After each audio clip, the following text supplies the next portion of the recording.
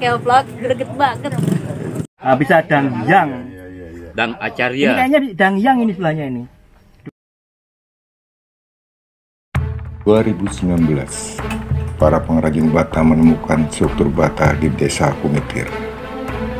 Ketika dilakukan ekskavasi, hasilnya sungguh mengejutkan. Struktur bata tersebut ternyata adalah merupakan sebuah dinding talut sepanjang 187 meter. Semenjak itu, arkeolog BPJB Jawa Timur kemudian secara intensif melakukan kajian di lokasi ini. Kemudian disusunlah hipotesis adanya dinding talut berukuran 312 meter kali 250 meter yang mengelilingi bangunan inti yang saat ini berada di area makam Tugu. 2020, Direktorat Perlindungan Kebudayaan mendanai kegiatan ekskavasi di lokasi ini.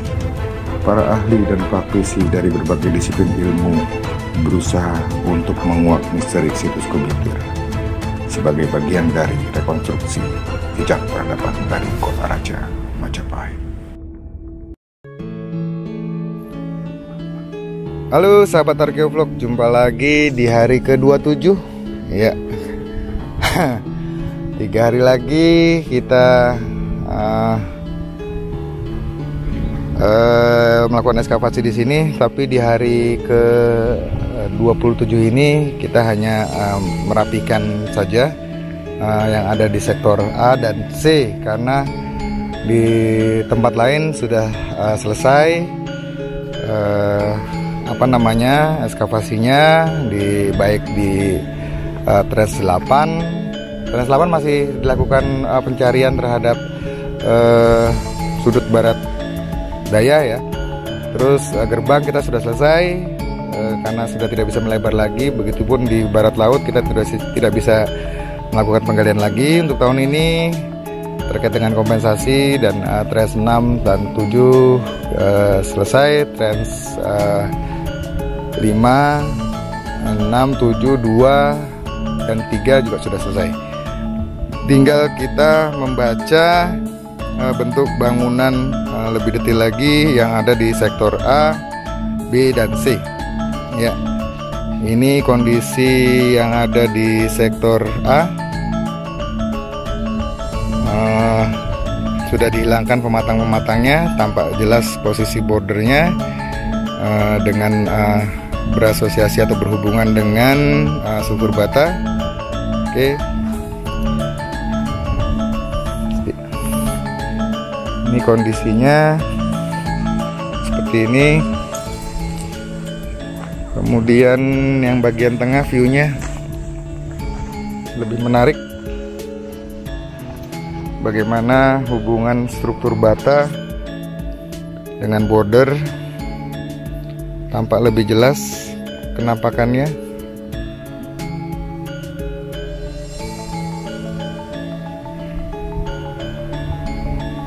Ya.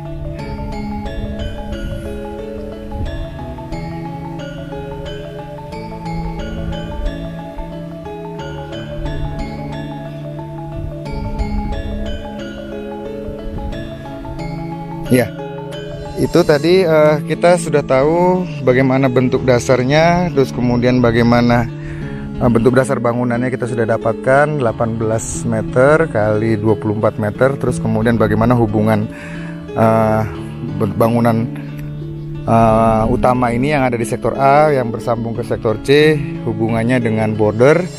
Kemudian kita juga sudah mendapatkan hasil dari teman-teman geofisika ITS. Nanti saya share juga hasilnya yang tadi dilaksanakan melalui Zoom ya, tadi siang jam 1.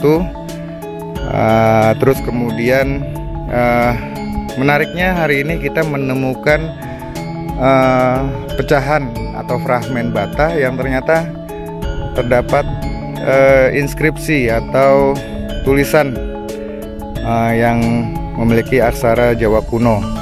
Dan kebetulan narasumber kita untuk ekskavasi situs Kumitir adalah Pak Lutfi, yang merupakan seorang epigraf.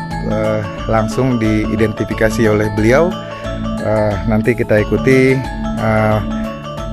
paparan dari Pak Lutfi tentang temuan inskripsi tersebut.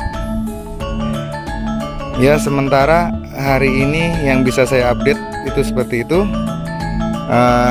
Tentunya nanti kita di hari-hari berikutnya lebih kepada pengolahan data. Dari data temuan, nanti data temuan hasil ekskavasi per hari kita gabungkan, data gambar kita gabungkan, data foto kita gabungkan untuk menarik suatu hipotesis baru terkait dengan situs Kumitir ini ya. Diharapkan nanti di hari-hari akhir kita menemukan titik terang dari apa itu situs Kumitir. Apakah ini pendarmaan, tempat pendarmaan yang berkaitan dengan Mahisa Cempaka atau Narasingamurti yang disebutkan Kumitir disebutkan dalam Negara Ketagama, terus kemudian Kumeper yang disebutkan dalam Pararaton, dan juga Kumitir yang dikisahkan dalam Kidung Wargasari. Apakah ini Kumitir yang dimaksud dengan itu? Apakah situs Kumitir ini, atau hanya cuma kesamaan nama saja? Ikuti terus laporan catatan harian kami. Pak Lutfi, ini tadi kita nemu inskripsi dari batu ya, bata, di bata. Nah, pertama pertanyaannya, apakah inskripsi ini memang dari asli begitu atau buatan baru, Pak? Kalau melihat dari tampilan inskripsi ini pada bata ini, dengan melihat pada dalamnya goresan yang ada serta bentuk aksara yang muncul, saya mempercaya ini asli. Oke, ini asli. Nah, terus dalam pengalaman ya kita di penemuan-penemuan, apakah inskripsi itu bisa ditorehkan di bata, Pak? Dalam biasanya kan batu ya, ya. dalam sejarah penemuan inskripsi, selain yang ada di batu, tapi juga bisa ditemukan pada media yang lain termasuk bata. Ya, dalam penulisan inskripsi pada bata itu yang terpendek berupa angka tahun saja. Contohnya di mana, Pak, penemuan inskripsi pada bata? Pada bata itu sebenarnya banyak ya, antara lain saya ingat-ingat. Sebagian sekarang sudah ada yang jadi koleksinya PIM, itu ada di sana. Kemudian ada laporan dari Bukhari ketika beliau mengadakan kegiatan ekskavasi di beberapa candi di Jawa Tengah. Beliau juga concern atau perhatian betul dengan bata-bata itu, dan beliau memang berulang kali menemukan adanya goresan-goresan pada bata itu. Oke, dari temuan-temuan inskripsi yang di bata biasanya menceritakan tentang atau berisi tentang apa? Nah, dari temuan yang sekian banyak itu, kategorinya pertama terpendek berupa angka tahun saja. Oke. Yang kedua berupa penyebutan arah mata angin. Oke. Yang ketiga itu berupa urian pendek suatu peristiwa. Oke. Yang keempat ini bisa menunjukkan mantra. Mantra? Ya, mantra. Contohnya seperti apa, Pak? Nah, biasanya mantra itu dipahatkan pada permukaan bata ini terkait dengan fungsi dari bangunan itu. Misalnya kalau dalam konteks Buddha itu menggunakan YT mantra. Nah, kalau ini terkait dengan itu, terus kita menemukan ini di situs Kumitir di sektor A, dan kemudian ini kira-kira bacanya apa, Pak? Baca sementara ya. Ya. Ini ragu, tapi aksara ketiga masih belum jelas, tapi ada kemungkinan bisa menjadi raguta atau ragut ya ini. Ragut. Oke. Yang pertama, yang kedua, kalau ini dibaca menjadi B kuat, maka menjadi rabut. Oke. Ya. Yang bawah ini rupanya bukan baris aksara. Pasangan. Pasangannya atau tempat yang kosong memang. Kemudian bawahnya ini yang muncul. Oke. Ini bentuk da yang mendapat harokat, jadi dai atau d. Lalu ini aksara ba, ini aksara ya, ini da lagi. Nah, dadia ini di sini atasnya ada lubang ini, kemungkinan bagian terakhir berbunyi dang. Lalu ada sisa aksara yang paling ujung ini dari atas ke bawah. kemudian melengkung ke atas. Kemungkinan ini dugaan saya adalah aksara ya. Jadi bisa dang, mungkin yang. Karena di sini juga ada goresan sedikit di sini. Pasangan untuk apa? Pasangan dari yang itu sendiri. Jadi dang yang. Apabila bacaan ini benar, maka ini menunjuk pada seorang tokoh rohaniwan. Yang paling bawah ini masih kelihatan, ini aksaranya apa, kemudian ada suku menjadi pu. Ini ra, jadi pu, ra. Ini walaupun agak rusak bagian isi ini, tapi masih terbaca goresannya. Ini wa, jadi pu rawa. Oke, ragut. Ya, ragut.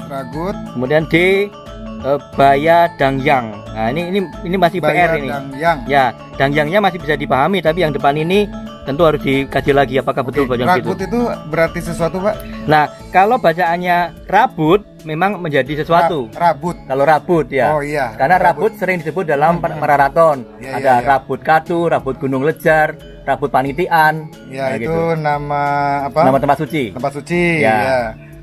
Nah, kalau betul itu rabut dan bawahnya ada dangyang, maka sebenarnya sangat nyambung. Rabut dangyang berarti apa itu, Pak? Dangyang kan nama Tempat sucinya itu?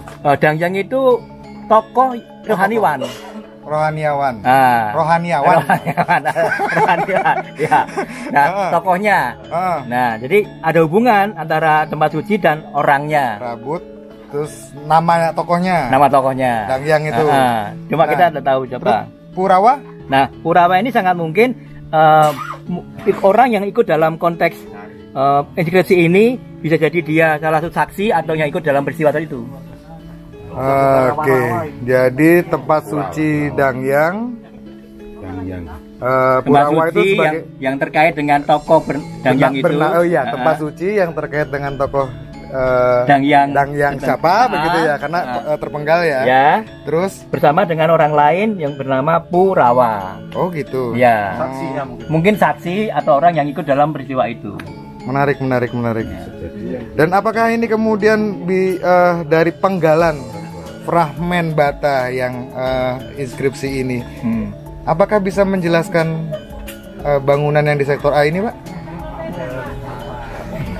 Secara kontekstual Sementara ini, apabila kita menganggap bahwa bata ini memang dari dulu ada di sini, tentu terkait. Oke, itu sementara ini gitu. Nanti tentunya kan perlu dibaca lagi, dicermati lagi, begitu ya, apa tulisannya ya. Ya. Siapa tahu juga nanti dari nama itu mungkin ada di naskah-naskah mungkin yang menyebutkannya. Kita perlu cari nanti. Begitu di negara Ketagama apa atau apa begitu. Oke. Temuan yang menarik sekali, Pak Lutfi. Ya, jadi ini sangat penting ini. Sangat penting ya. Yang penting kan dari paleografinya kita juga mendapatkan penanggalan relatifnya. Oh iya. Jadi kalau gaya tulisannya itu sendiri dia gayanya apa, Pak Lutfi? Paleografinya atau gaya tulisannya ini jelas sekali dari masa Majapahit. Majapahit ya? Ya. Oke. Kalau Majapahit sama Singosari sendiri bedanya di mana, Pak? Kalau untuk aksara yang dari keraton memang bisa dibedakan. Tapi kalau aksara yang di luar keraton cenderung agak sama. Oke, untuk pujangga keraton itu dia bisa dibedakan sekali ya, gayanya. Oke, kalau tapi yang lepas begitu pujangga yang di luar keraton, itu dia hampir sama ya. Lebih bebas soalnya mereka. Oh iya.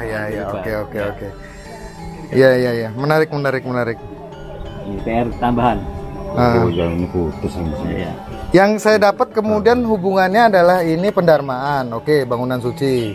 Nah, Mahisa Cempakanya kemudian itu yang menjadi tanda tanya kan, karena ini tidak merujuk ke itu. Tapi bangunan sucinya itu kita sepakat di situ, Pak. Sepakat. Dengan adanya inskripsi ini. Barangkali kalau kita bermain dengan apa? Oke, kita kunci berarti dari temuan baru ini hari ini, ini ada bangunan suci di sini. Iya. Gitu ya. Setuju. Ya. Mungkin pendarmaan, mungkin atau apalah gitu ya. Begitu ya. Oke, kita mendekati ke jawaban dari data yang ada begitu sepotong-sepotong kita rangkai pelan-pelan sampai kemudian kita mendapatkan jawabannya. Begitu ya, Pak Lutfi ya? Ya. Terima kasih banyak, Pak Lutfi. Sama-sama.